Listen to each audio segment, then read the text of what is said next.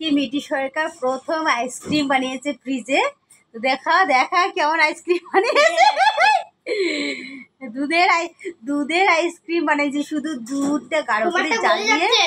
আচ্ছা ঠিক আছে, গাঢ় করে জাল দিয়ে ফ্রিজে ঢোকায় রাখছিল। সকালবেলা ওর বাবা ফ্রিজ চালু করছে, তো আইসক্রিম বের করে প্রচন্ড খুশি মিটি সরকার। বল কেমন লাগতেছে, বল বল। মিষ্টি মিষ্টি সেই হাসতেছে খুশিতে একেবারে। আইসক্রিম বানিয়েছে ও আজকে নিজের হাতে।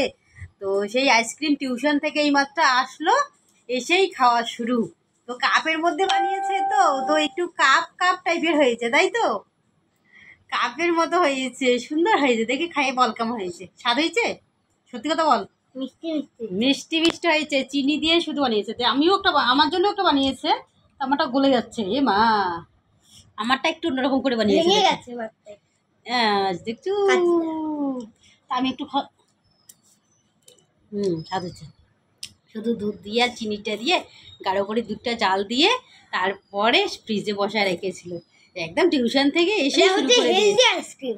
হেলদি আইসক্রিম বানিয়েছে, হেলদি আইসক্রিম। তো কেউ যদি আবার খেতে আসতে চায় তখন কি বানিয়ে খাবি? ঠিক তো? তো বল বল বল। এখন তো সবাই তো রাতে আইসক্রিম খেতে যাবে না।